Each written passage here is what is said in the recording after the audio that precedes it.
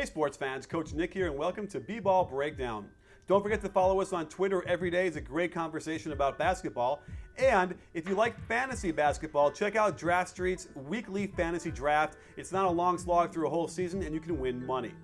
Now let's talk a little bit about last night because we had the pleasure of seeing Jabari Parker and Andrew Wiggins go at it in the same game, a rare treat. And it was very impressive from both of them. If I had to say right now, Jabari Parker seems much more ready for the NBA, both physically and his polish of his game, whereas Andrew Wiggins needs at least that year to gain some weight, gain some strength, and polish those skills. Kansas very rarely set any weak side screens, preferring the pick and roll much more. Here, you'll see Duke hedge and not ice it, allowing the ball handler to use the screen. Kansas can only get a tough runner out of this. It's great to see Jabari Parker front the post, but while he got scored on from this lob, it's Suleiman who doesn't pressure the passer and make this pass more difficult. Wiggins gets a perimeter touch and promptly travels by switching his pivot foot. The refs totally missed this. Then should have called a charge, and to make matters worse, they didn't give Wiggins a shooting foul. Parker was very active fronting the post all game and shows good footwork to step around his man and force the steal. Of course, he's still young and full of excess energy and promptly fires his pass out of bounds. Wiggins' strongest suit is his speed and explosiveness. Great footwork here to plant and go backdoor on this out of bounds play. I thought Kansas struggled with some defensive concepts all night, and here's an example of poor out of bounds man-to-man. On this cross screen, the screener's man needs to drop down lower. Look at the position he gives up. Next, Plumlee's man foolishly steps out towards the cutter when his man steps in for the layup. Plumlee totally fumbles what should have been a dunk, but watch Parker hustle back and chase down this impressive block. I'm very pleased to see Duke run horns, but the spacing is a little strange in my book. The point guard down screens for Parker, which I like, but I'm not sure why they'd have the other high post dribble right at Parker for a standstill handoff like this. You can't argue with the results on this pretty three. They run it again, but invert Parker's position. Same exact play and same exact results.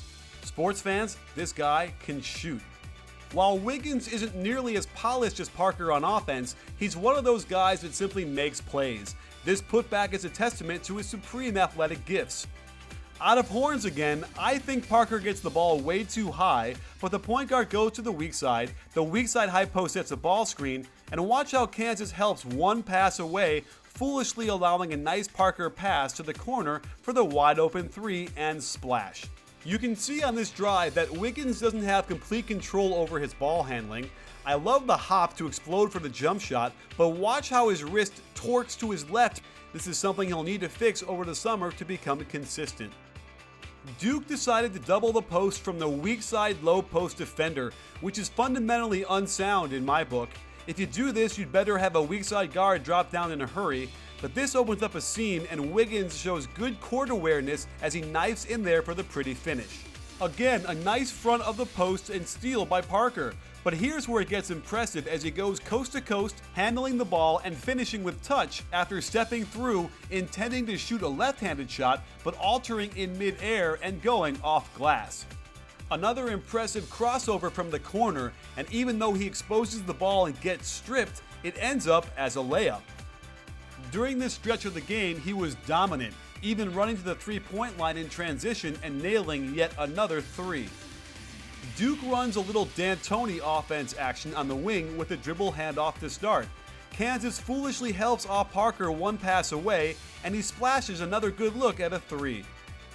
Kansas runs a nifty little weave action, and the key is to turn the corner on the catch. Wiggins shows his speed getting to the middle, and while it's not the most graceful move, it gets the job done. At halftime, Duke called a gorgeous backdoor lob play for Parker. The key is that there is zero pressure on the ball handler, making this pass way too easy, but look at that finish. Wiggins shows an explosive first step, but an abbreviated jump stop wasn't the best choice, and you can see how he needs more strength to battle through contact and finish. Speaking of bad footwork, Rodney Hood jumps off the wrong foot in a possible attempt at a Euro and tosses up an ugly-looking shot. Here's where Wiggins should thrive, beating everybody down the court and flying to the rim. Here's Wiggins' shot off the dribble again. I love the hop, but you can see his wrist turn towards us too much, which can serve to throw the shot offline to the left. We were even treated to Wiggins guarding Parker a little bit, and while Wiggins allowed Parker way too easy low post position, he is able to pressure the shot well. In shades of LeBron James in the finals, Duke runs horns and isolates Parker on the left elbow, where he goes to work and draws the foul on Wiggins. The game loosened up midway through the second half, and Jabari Parker almost knocked me off my seat with his fake behind the back pass and scoop shot. But off the miss, there's Wiggins streaking back for an easy dunk. Duke ran better offense in the half court as they get a UCLA cut to inside screen and roll, it swings to the other side for another screen and roll, and finally, Parker screens the ball and rolls to terrific low post position. What he needs to learn is you can't go off of 1 foot and hope to finish strong. Wiggins needs more weight and strength as he gets bumped slightly and travels on the spin move but isn't called for it. While he can't finish this in traffic, he's tenacious and a hyper-quick leaper and tips it back in. For some reason, Parker decides not to front the post like he had been doing most of the game, and this leads to a ticky-tack foul, which becomes important later. Duke runs the triangle high post action with a UCLA cut and inside screen. A simple swing pass, and Parker finds a seam into the middle of the key, hitting a gorgeous floater.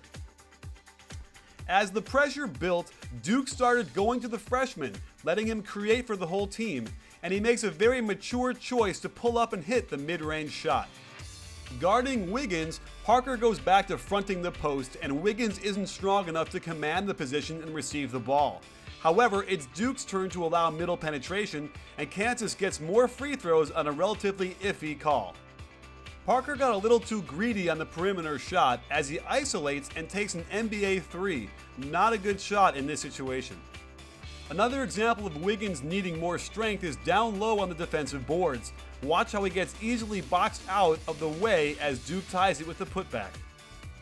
Duke doesn't play ice, which would have forced the ball handler away from the screen and down to the baseline. Instead, they allow the ball to use the screen and get middle penetration, the entire defense collapses, and Kansas gets an easy tip in. In crunch time, Duke forgets how their offensive sets kept them in the game, and Suleiman takes a needless 3 early in the shot clock. I know that preaching no middle defense is like a broken record for me, but watch how Jabari Parker allows his man to penetrate to the middle, and no matter how good a player is, a drive middle seems to always result in a score. With Parker guarding Perry Ellis, who was having a very good game up till now, it opened up some space in the mid-post for Wiggins, and he hits the biggest shot of the game, a gorgeous jab step back 15-footer that swishes. And down by 4 in a seemingly simple guard-forward entry pass, the pass is fumbled, Kansas pounces, and Wiggins beats everyone down the court, not only getting the dunk, but fouling out Parker and ending Duke's hope for winning this game.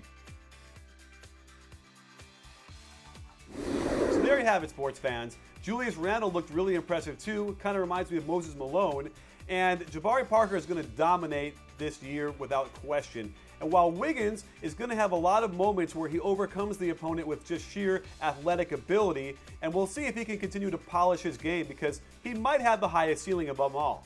Well, thanks for joining us. Stay tuned for lots more coming up. Don't miss our court call with Ronnie Nunn, which happened yesterday. It's a great one. And lots of stuff happening all over the place, like Twitter and Facebook and Google+.